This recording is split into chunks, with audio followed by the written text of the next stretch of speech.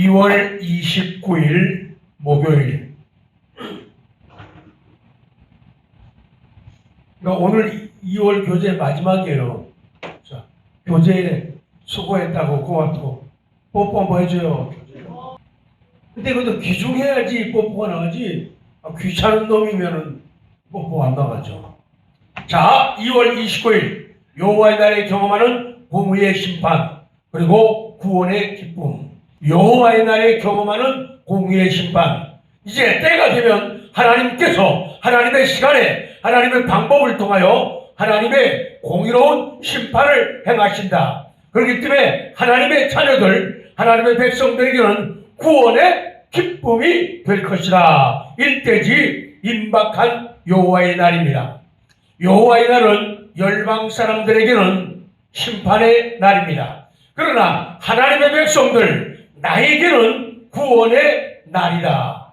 심판의 골짜기에 많은 사람들이 모입니다. 여기에 사람이 많음으로 번역된 이 히브리어는 웅성거리는 소리를 뜻하는 말씀이죠.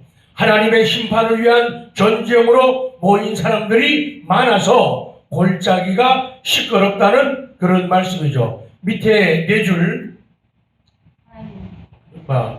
목사님 혼자 가시게요. 시작. 아니 같이 가요. 자, 하나님은 시작. 하나님은 열국 백성을 모아놓고 하늘과 땅에 올릴 정도로 표현하는 두려우신 분이지만 그분 백성에게는 피난처와 산성이 되어주신다. 하나님을 의지하는 성도에게 하나님은 그렇죠. 하나님을 의지하는 성도입니다. 하나님을 의지하는 성도에게는 하나님이 가장 안전한 피난처가 되신다. 내가 믿는 게 있지. 자, 첫 번째 큐티입니다. 자, 그러나 원수로 인해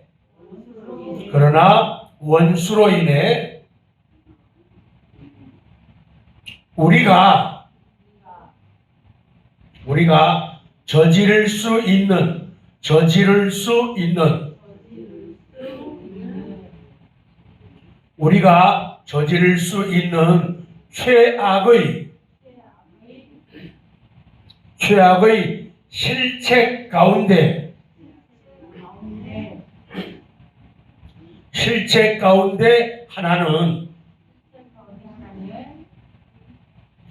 실책 가운데 하나는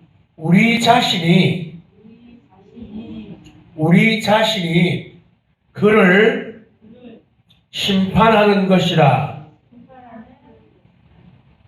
우리 자신이 그를 심판하는 것이라. 괄호 열고 로마서 12장 17절로 19절 12장 17절 19절 괄호 닫아요. 그러니까 하나님의 날 여호와의 날에는 하나님께서 공의로운 심판을 행하시는 거예요. 재판은 하나님이 하시는 거예요. 정죄는 하나님이 하시는 거예요. 절대로 우리들이 내가 심판하거나 내가 정죄하고 그렇게 하면 안 된다. 그 말씀이거든요. 하나님이 지금 하나님의 날에 공의로운 심판을 하시는데 우리들이 살아가면서 원수들로 인해서 저지를 수 있는 최악의 실책이 있다는 거예요. 그 우리가 저지를 수 있는 실책이 뭐냐? 그것은 우리가 나도 모르는 사이에 아니면 의도적으로 다른 사람을 정죄하는 거라는 거예요. 절대로 내가 좀 가졌다고, 내가 좀 안다고, 내가 뭘 할 줄 안다고 나를 중심으로 해가지고 다른 사람을 평가하거나 남을 정죄하거나 남을 심판하면 이거는 엄청난 실책에 속한다는 거예요. 정죄는 하나님의 목, 정죄는 누구의 목? 심판하는 건 누구의 목? 그렇기 때문에 절대로 남을 비판하거나 남을 정죄, 예수님도 비판하지 말라. 그런데 사람이 조금만 경험 생기고 조금만 알고 조금 맛보게 되면은 그때부터 그 잣대를 가지고 남을 재기 시작하고 남을 비교하고 평가하고 심지어는 심판하고 정죄하기 시작한다. 이거는 엄청나게 나쁜 짓이다. 아주 못된 짓이다. 그거 얘기요. 그래서 사람이 조그만 신앙이 좋으면, 신앙이 좋다는 것은 내가 누구인가를 아는 거죠. 하나님의 은혜 없이는 난 아무것도 아니다. 나는 죄 있는 인간이다. 나는 오염된 인간이다. 나는 무가치한 인간이다. 나는 무능한 인간이다. 이걸 깨닫는 걸 갖다가 믿음이라고 하고, 이것이 좋아지고 많아지는 걸 갖다가 믿음 좋다고 말하는데, 아니 무가치함을 깨닫고 무능함을 깨닫는 사람이 뭐 잘난 척하면서 남을 비판하고 정죄하고 그러냐 말이죠. 절대로 세상 사람들 말 맞다나. 뭐라고요? 사람들 말 맞다나. 남을 이거 하면 안 돼. 뭐 하면 안 돼요? 씹으면 안 된다. 근데 조금만 믿음 들어가면 남을 씹기 시작하는 거예요. 별로 크지도 않고 별로 뛰어나지도 않는 그런 믿음 가지고 남을 정죄해요. 뭐 예배 드리는 기분. 네, 어떤 사람요 아주 신기한 사람이거든. 남의 교회 가가지고 예배 한번 달랑 한번 드려보고는요. 이 교회는 영적으로 이래요. 자기가 판단해요. 예배는 영적으로 충만한 교회야. 여기는 영적이 아니야. 기도하는 거 보고, 여기는 기도가 엉망이야. 여기는 기도가 살아있어. 그러다 무슨 소리냐? 고등교만이라는 거예요. 조금 알게 되면 그때부터 사람들이 엉뚱하게 꼬리시기 시작하는 거예요. 그래서 오늘 말씀 이거예요. 하나님의 공의로운 심판을 행하지만은 우리들은 심판할 사람이 아니고 우리는 남을 정죄할 사람이 아니라는 거예요. 그래서 우리 실제 가운데 하나는 적은 거 그러나부터 시작. 그러나 원수 중에 우리가 저질 수 있는 최악의 실체 가운데 하나는 우리 자신을 심판하는 것이다. 절대로 심판하지 마라. 남을 절대로 정죄하고 남에게 손가락 달지 말라는 거예요. 그것은 누구의 몫이다? 하나님의 몫이다. 그래서 로마서 12장 17절에 그거예요. 아무에게도 악으로 갚지 말고 모든 사람 앞에서 선한 일을 도모하라. 18절에 할 수 있거든 너희로 사는 모든 사람과 더불어 화목하라. 19절에 내 사랑하는 자들아 너희가 친히 원수를 갚지 말고 뭐 하지 말고 친히 원수를 갚지 말고 하나님의 진노하심에 맡기라는 거예요. 하나님이 진노하시게 하지 네가 진노하고 네가 화내고 네가 짜증내지 말라는 거예요. 기록되었을 원수 갚는 것이 내게 있으니 하나님께 있다는 거예요. 내가 갚으리라고 주께서 말씀하시니라. 그러면 도리어 우리는 어떻게 되느냐? 내 원수가 줄이거든 먹이고 목마르거든 마시게 하라. 그리하므로 내가 숯불을 그 머리에 쌓아 놓으리라. 악에게 지지 말고 시작. 손으로 악을 이기라. 이게 믿음이라는 거예요. 그런데 조금만 교회 다녔다면, 조금만 좀 성경 읽었다면, 조금 기도했다면, 조금 찬송 좀 잘한다면 남을 비교하고 정죄하고 심판하는 거예요. 절대로 여러분이 아니 되옵니다. 절대로 아니 되옵니다. 성경이 그렇다. 자, 마지막 2대지 시온에 거하시는 하나님. 목사님 목 아프시겠어요? 그리고 첫 줄은 여러분 읽어요. 시작.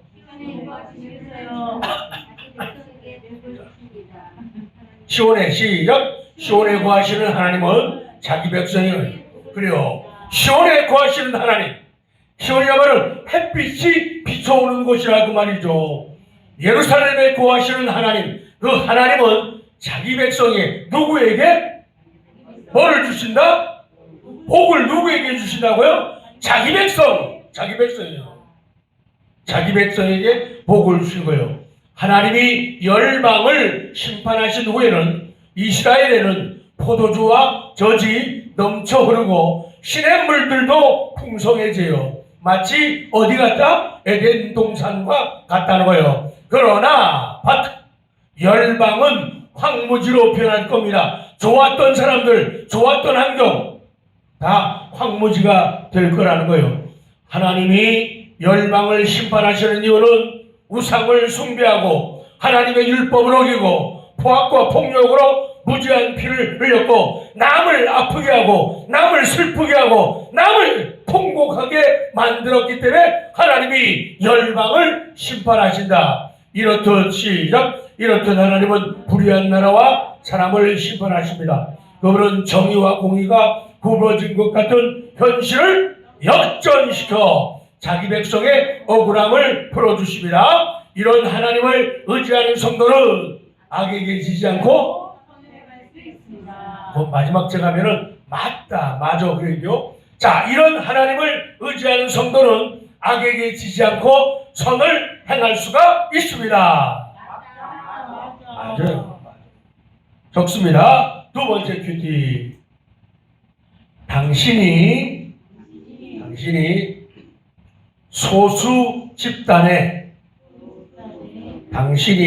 소수 집단에 옆으로 짝 긋고 외로운 편에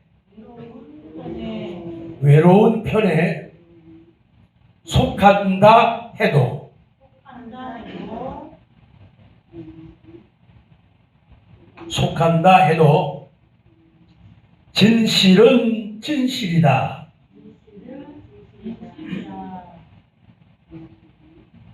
우리 옆에다 짝 긋고 최진실 맞잖아요. 여러분이 살아가면서 여러분이 신앙생활하면서 여러분들이 소수 집단에 속할 수 있다 그 말이죠. 사람들은 무조건 큰데 무조건 많은 데만 좋아하는데 그렇지 않다는 거예요.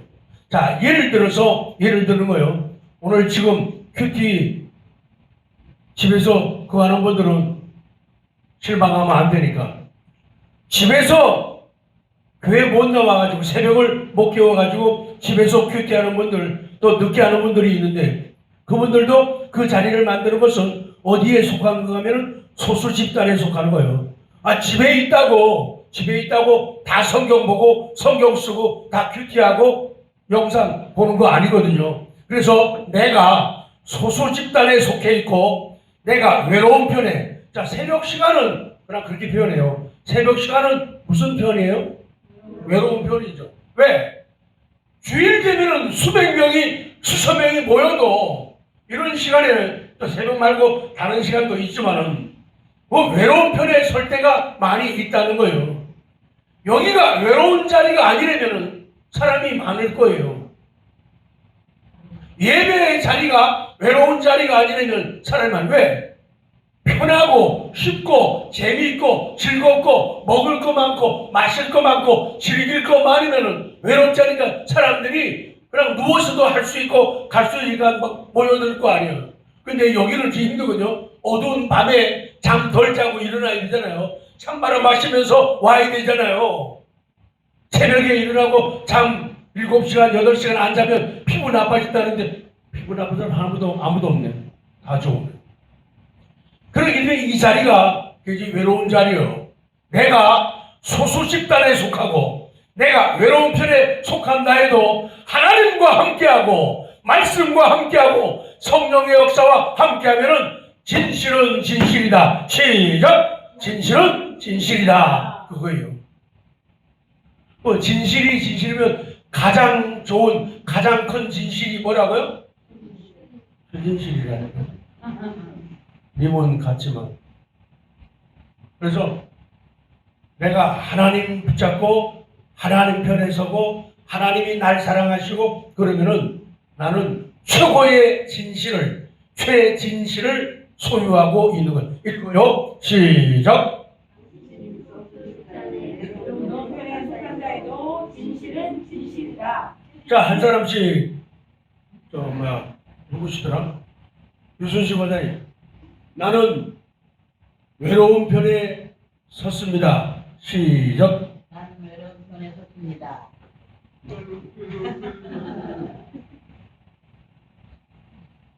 그러나 아닙니다. 다 같이 시작. 그러나 아닙니다. 사람 보기는 외로운 편 같지만은 나는 외로운 사람이 아니다. 소수 집단에 있는 것이 아니다. 자, 건너편 마지막입니다. 도덕은 도덕 있으면 안 돼요. 벌금이죠. 도덕은 사물의 기본이고 도덕은 사물의 기본이고 진실과 양심은 진실과 양심은 도덕의 본질이다.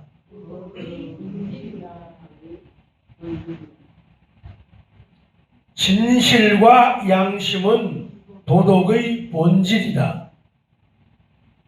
줄도 꼼수 부리지 마. 꼼수 부리지 마. 쉽게 얘기해서 도덕이라는 게 뭐냐? 도덕이라는 말은요, 인간이 지켜야 할 도리예요. 도덕이라고 하는 것은 인간이 지켜야 할 도리. 인간이 지켜야 할 도리를 도덕이라고 해요. 도덕이라고 하면 그러니까 인간이 내가 지켜야 할 도리니까 굉장히 중요하고 훌륭한 것이죠.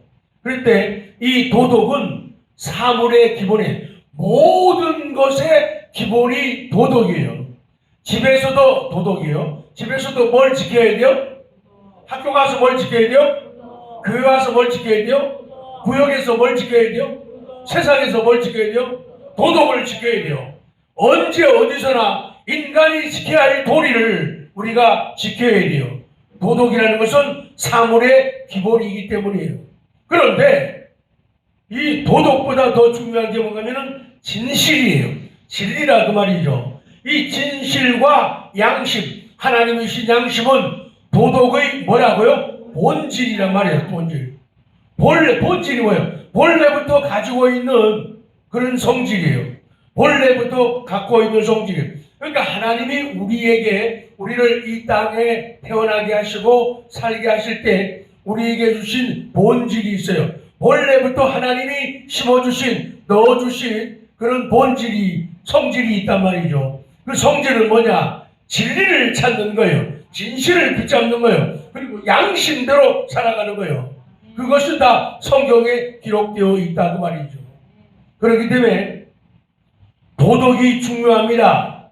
지켜야 할 도리가 있어요. 그 도덕은 사물의 기본입니다. 그런데 진실과 양심, 하나님의 말씀과 양심은 도덕의 본질이에요. 본래부터 가지고 있는 타고나는 그런 성질이 본질이에요. 본질을 영어로 뭐라고 하면은 에센스라고 해요. 뭐라고요? 화장품 바를 때 에센스 있죠. 그래서 진실과 양심은 에센스예요. 도덕의 본질이에요. 그러니까 사람이 그 말씀을 붙잡고 있고 진실을 붙잡고 양심을 붙잡고 살게 되면은 사람이 놀라운 삶을 살아낼 수 있어요. 그렇기 때문에 우리가 절대로 잔머리 굴리면서 살면 안 돼요. 신앙생활은 더욱더 그래요. 꼼수 부리면. 읽어요. 시작. 도덕은 사물의 기본이고 진실과 양심은 도덕의 본질이다. 꼼수 부리지 마. 밑에다가 자기 이름 써요. 꼼수 부리지 마. 지태요. 좀 잘난 척하는 사람들이 꼼수를 부려요. 자기가 대단하다고 자꾸 느끼기 때문에 그래요. 실력이 없으니까 꼼수 부릴 수밖에 없죠. 실력 있는 사람은 가만히 있어요. 가만히 있어도 돼요. 근데 실력이 없으니까 그거를 커버하기 위해서, 감추기 위해, 숨기기 위해서 그때부터 뭐 한다고요? 뭘 부려요? 잔머리 굴리는 거예요. 자, 오늘도 기도합니다. 절대로 하나님이 심판하시고 하나님이 정죄하신다. 내가 할 일은 절대로 비교하고 경쟁하고 심판하고 정죄하는 것은 내 일이 아니다. 그리고 내가 이 시간에도 소수의 집단에 외로운 편에 속한다 해도 진실은 진실이야. 그렇기 때문에 나는 이 진실을 붙잡고 살아간다. 자, 기도하겠습니다.